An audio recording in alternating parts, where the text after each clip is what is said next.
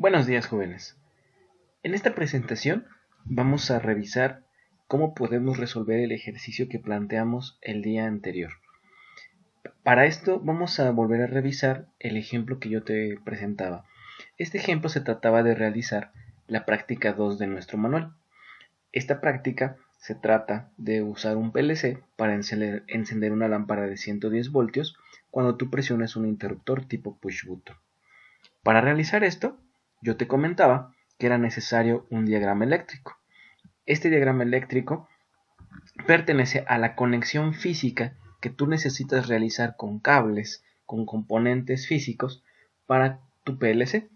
Lo que necesitaba ser una fuente de alimentación para que funcionara, un push button en la entrada X0, un relevador a la salida Y1, una conexión de 110 voltios de corriente alterna para encender tu lámpara y tu lámpara. Bien, para poder realizar esto también necesitabas un programa. En el manual de prácticas tú tenías un circuito que se ve más o menos así.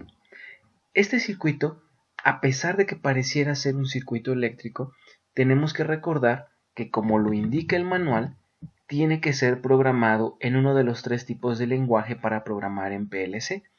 Es decir, este circuito no se construye físicamente.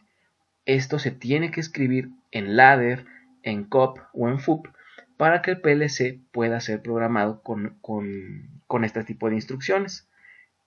Por eso en la presentación yo te mostraba esta línea de código. Esta línea de código tiene un contacto X0 y una bobina Y1, de tal manera que este programa funciona en conjunto con este circuito. Hay que distinguir entre ambas partes, es decir, aunque aquí parezca un circuito, no lo es como tal. Ciertamente nosotros escribimos este tipo de diagramas a manera de circuito eléctrico porque tenemos que recordar que el lenguaje de escalera nace a partir de lenguajes de tipo eléctrico. Por eso es posible representarlo de esta manera. Sin embargo, tú debes de recordar que esto es programación. Esto se escribe en la memoria del PLC. Entonces, este circuito es diferente a este. Bien, una vez dicho esto, nosotros tenemos que utilizar estas dos partes para que se integran juntas y dan como resultado la práctica. Bien, ¿cuál sería la solución? Nosotros habíamos revisado que la solución se puede escribir en Word a manera de diagramas gráficos o de fotografías donde nosotros podemos observar la conexión. Vamos a revisarla. Como tú sabes, solo necesitas un push button. Entonces, ese push button lo tenemos que conectar de acuerdo al diagrama, es decir, con una conexión a tierra y la conexión de señal a la entrada X0. Necesitamos nada más una salida, la salida de la lámpara. La lámpara tiene que encenderse con una etapa intermedia, esa etapa es el relevador. Entonces, a la salida Y1 se va al relevador, a una de las bobinas, ya sea A1 o A2. El pin C1, que es común 1, tiene que ser conectado a tierra. La otra salida del relevador tiene que ser conectada a 24 voltios, de tal forma que cuando tú presiones el botón, se enciende la bobina del relevador y cambia el estado de sus contactos. Cuando cambia el estado de sus contactos, es posible encender la lámpara que nosotros deseamos. Bien, a partir de esta presentación, tú tenías que crear como tarea un circuito que te permite crear la práctica 4. La práctica 4 consiste en realizar un enclave. En el manual de prácticas tú puedes observar este circuito. Otra vez te comento, este circuito no es un circuito que vas a construir con materiales eléctricos. Este circuito tú lo tienes que traducir a cualquiera de los 3 lenguajes de PLC. En este caso puede ser muy fácilmente traducido a un lenguaje de escalera. ¿Cómo se realizaría esto? Vamos a utilizar un simulador de internet. Como puedes observar, este es un lenguaje de programación de escalera. Tengo el contacto de inicio, tengo el contacto que rompe el enclave y tengo la bobina con su respectivo contacto asociado para que se pueda realizar dicho enclave. Entonces, ¿cómo sucede esto? Yo presiono el botón de inicio, En este caso el simulador me ayuda a simular la ejecución física de un botón. Cuando yo hago clic significa que estoy haciendo un cambio en mi interruptor.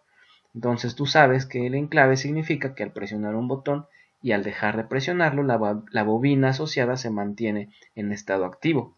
Cuando yo rompo el enclave, la bobina cambia a un estado inactivo.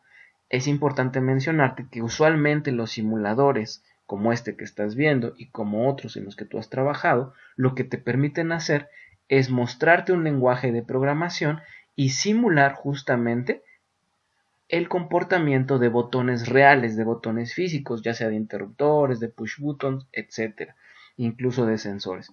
Entonces, si la práctica 4 nos está pidiendo realizar este circuito, nos está pidiendo en realidad programar esta línea, ¿cierto? El ejercicio consistía en que tú discernieras cuál es el circuito físico que se tiene que realizar para que esta práctica funcione. Como tú sabes, esta práctica necesita de 2 push buttons, uno para iniciar y activar la bobina o la salida y otro para romper el enclave. Entonces, lo único que se tenía que hacer era construir el mismo circuito de ejemplo que nosotros vimos en el video y utilizar otro push button, que es exactamente lo que voy a hacer a continuación. Entonces yo tengo por aquí otro push button y tengo que conectarlo en uno de sus pines a tierra. Bien, aquí lo voy a conectar a tierra. Vamos a intentar hacerlo un poco más grueso para que se pueda notar. El sexto punto.